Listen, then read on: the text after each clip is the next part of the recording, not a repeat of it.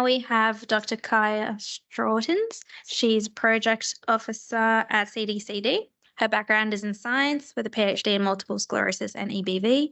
She's supported research in childhood diseases in Vancouver, got accepted into the WA Department of Health graduate program in 2020, and then joined the immunisation program in 2022.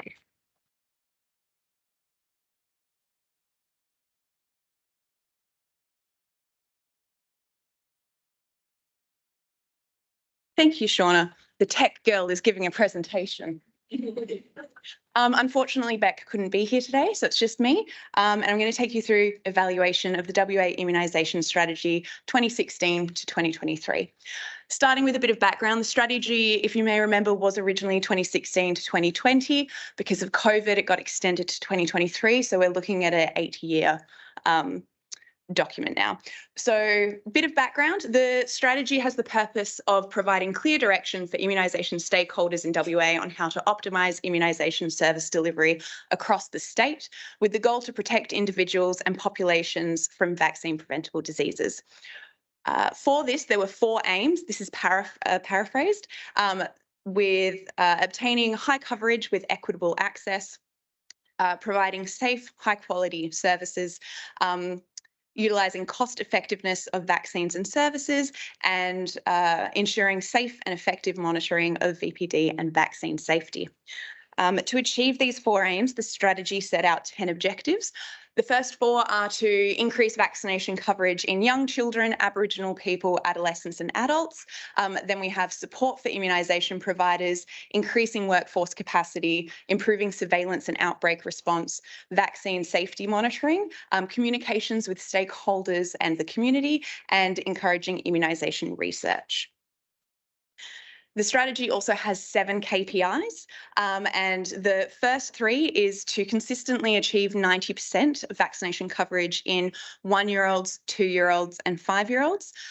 We then also have reaching influenza coverage in persons 65 years and older. Vaccination coverage rates among Aboriginal children equal to those of other children. HPV vaccination coverage of 70%, noting that during this strategy that went from 3 doses down to 2 and then most recently down to 1. And finally, vaccination coverage rates in pregnant women achieving 60%. So the evaluation had 2 questions with 3 parts. It was aimed to find out how effective and appropriate the strategy was. And we started with to measure the effectiveness between 2016 and 2022, to what extent was each KPI achieved? KPI 1, for the 1-year-old children, all of these graphs have the years along the bottom and the coverage rate on the y-axis. And for each year in 1-year-old children, the 90% coverage was reached. We do note that we understand that the national target then increased to 95%, and we note that that wasn't yet achieved. But the KPI 1 for this strategy was achieved. In 2-year-old children, unfortunately, 2017 and 2019, we didn't reach that 90% target, and so that KPI was only partially achieved.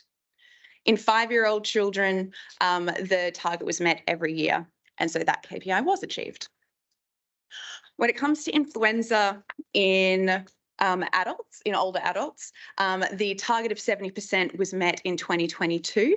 And we wanted to bring particular attention to the fact that in 2017 to 2020, coverage in Aboriginal older adults was higher than non-Aboriginal adults in that same age cohort, which was a great achievement. A lot of graphs in this. You can see for the 1-year-olds, 2-year-olds and 5-year-olds, the KPIs 1, 2, 3 down the left. But then on the right-hand side, you then have the coverage for Aboriginal children and non-Aboriginal children for that age group. For 1-year-olds and 2-year-olds, the Aboriginal children had lower coverage than the non-Aboriginal children. However, and so that part of the KPI was not achieved. However, for 5-year-olds, the Aboriginal children at that age had higher coverage rates than the non-Aboriginal children, and that part of the KPI was achieved. In adolescence, that 70% target was met overall for each of the years. So while technically the KPI was achieved, we did want to identify that when you split that cohort down by Aboriginal status, that Aboriginal adolescents had consistently lower coverage rates than non-Aboriginal adolescents. And so they did not meet that 70% target. Finally, antenatal vaccination coverage could be measured as either pertussis or influenza vaccination. For pertussis, the 60% target was met from 2018 to 2022. However, in influenza, that was only met in 2020. So overall, the KPI was partially achieved.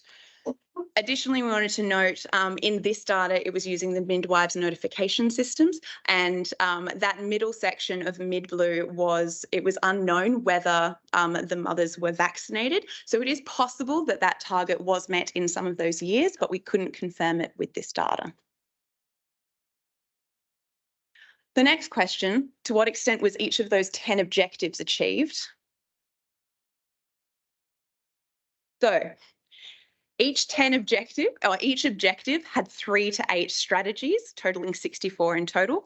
And we took activities that were reported to the WA Immunisation Strategy Implementation Steering Committee, or BASIC, from 2016 to 2022, and we mapped all of those activities against the 64 strategies.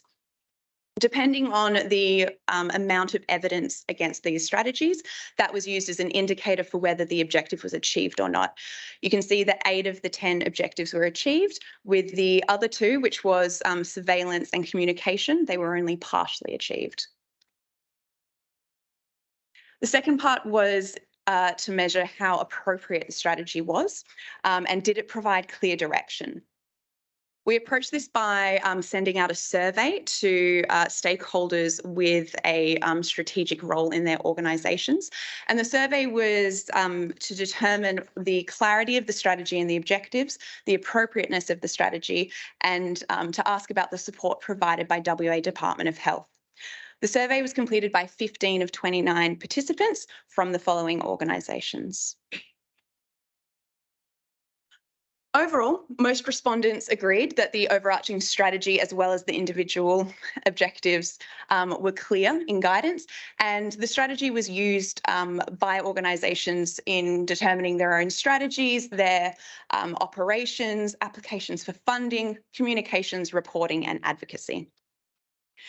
And the survey also asked participants what were successes, opportunities, internal and external barriers for each objectives. But we actually identified common themes across all of the objectives.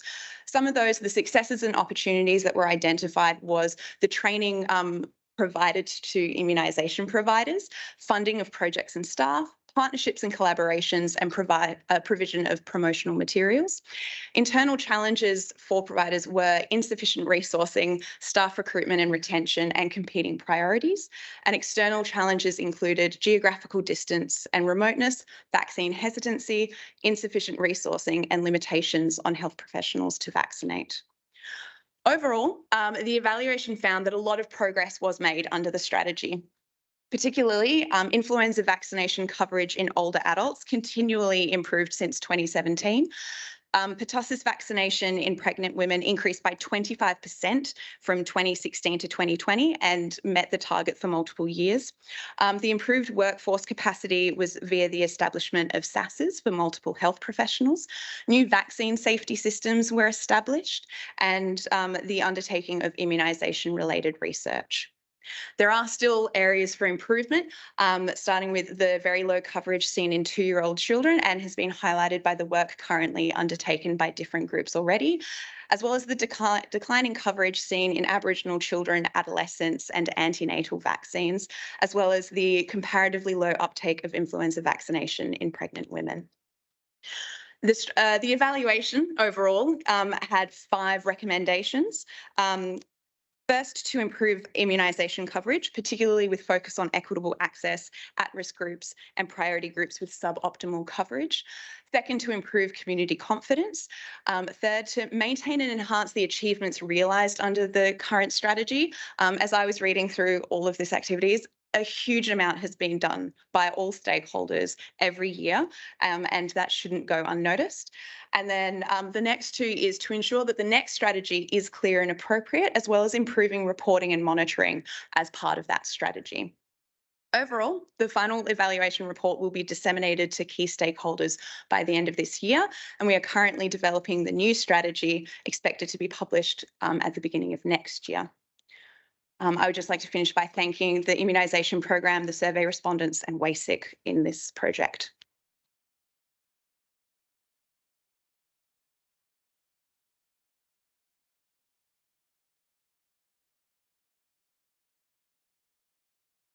Thank you. Me again.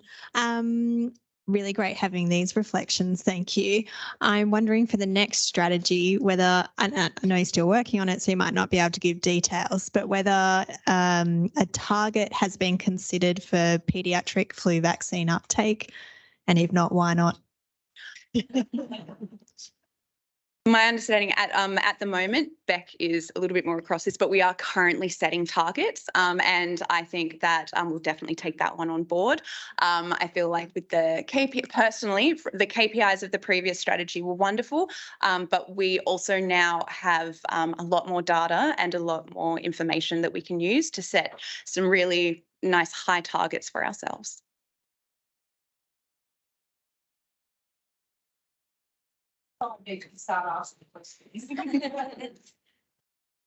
Thank you very much.